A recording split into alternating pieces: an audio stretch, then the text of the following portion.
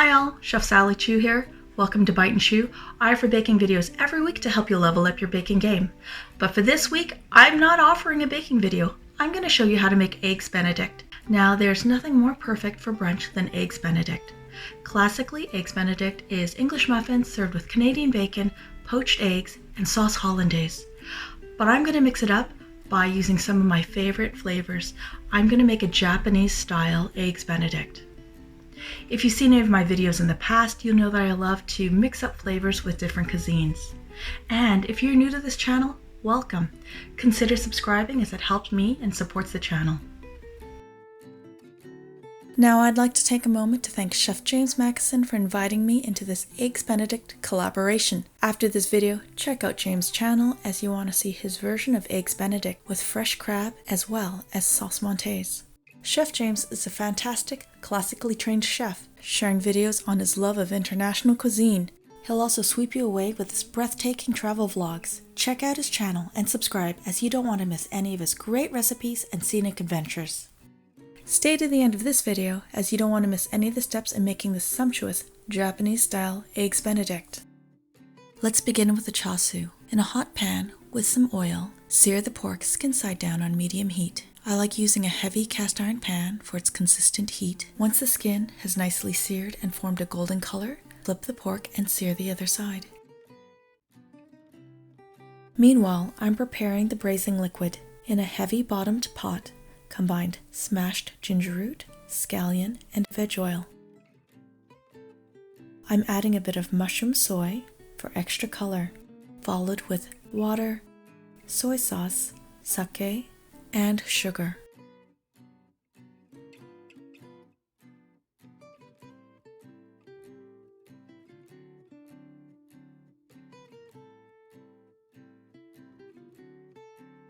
Place the pork in the braising liquid and cover. Traditionally, a drop lid is placed on top, but I will demonstrate how to create and use a cartouche. With a square sheet of parchment paper, fold the paper in half, then fold in quarters, then fold it one more time.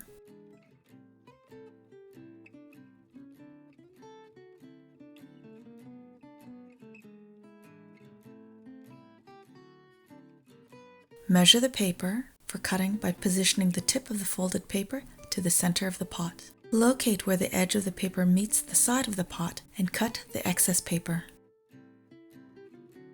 Next, cut some small holes in the paper. This will allow for excess steam to escape. Plus, you get to practice your paper snowflake skills.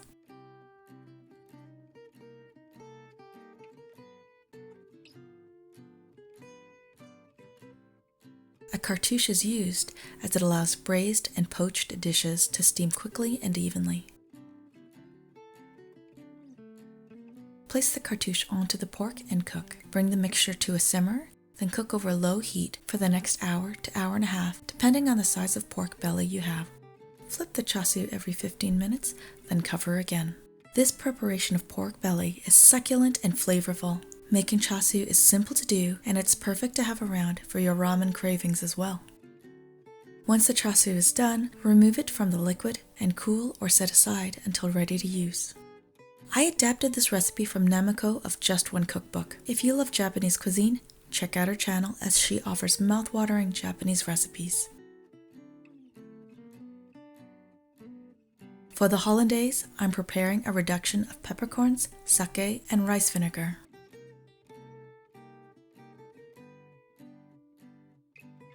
Reduce the liquid by half over low heat and set aside. As this is a Hollandaise, we do need butter. Melt the butter and pour the butter into a spouted glass measuring cup. You want to avoid the milk solids.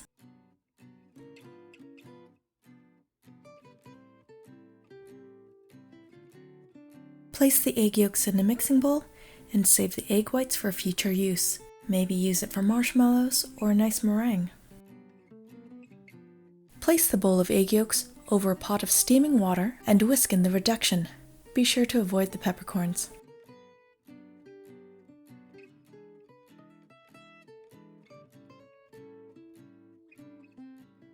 As you're vigorously whisking, periodically lift the bowl away from the steam to control the heat. You want to continue whisking to pasteurize the eggs, as well as to make it nice and frothy.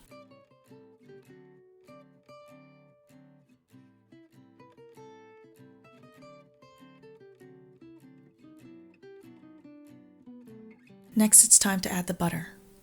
To prevent the mixing bowl from shifting while whisking, create a nest by forming a towel into a circle and position the bowl on top. Gradually add the melted butter to emulsify. You want to be careful to avoid the milk solids when whisking the butter. Add in a little bit of kosher salt to season. With continued whisking, the Hollandaise will eventually thicken as it emulsifies. If needed, add a bit of hot water to control the thickness of the sauce. As this is a Japanese version of Eggs Benedict, I'm finishing off the sauce with a bit of miso and lemon juice to taste.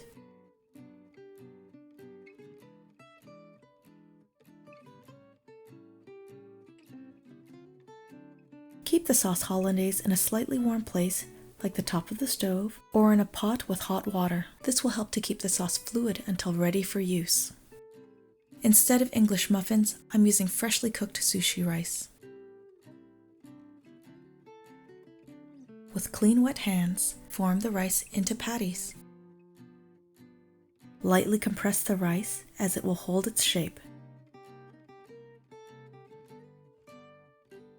Shallow fry the rice patties in oil until both sides are golden brown and have a nice crisp crust.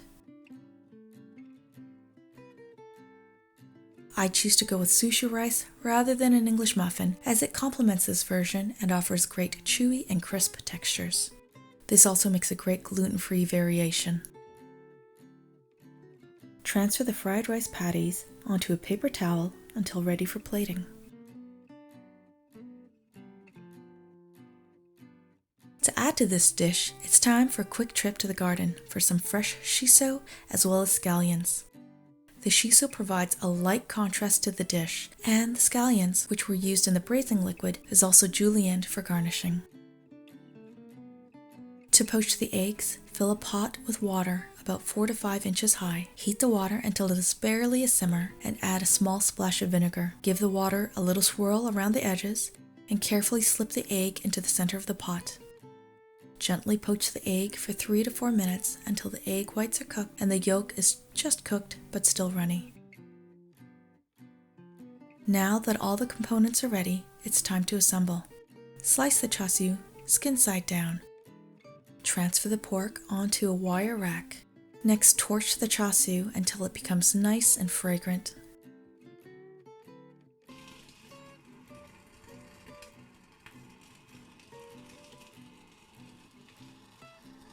For plating, place a fried rice cake onto the plate and top with a slice of chashu, followed with a steamy poached egg. Next, add some of the frothy sake miso Hollandaise.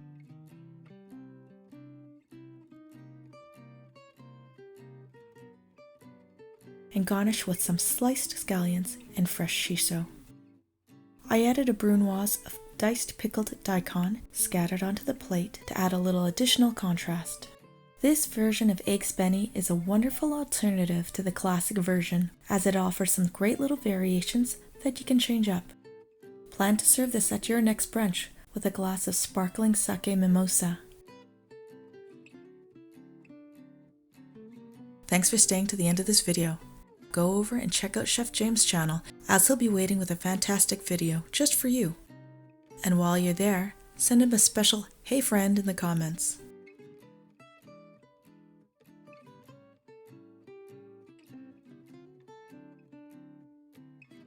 I hope you enjoyed the recipe. I'll see you next week with a brand new video. But in the meantime, YouTube recommends watching this video and this playlist. Cheers!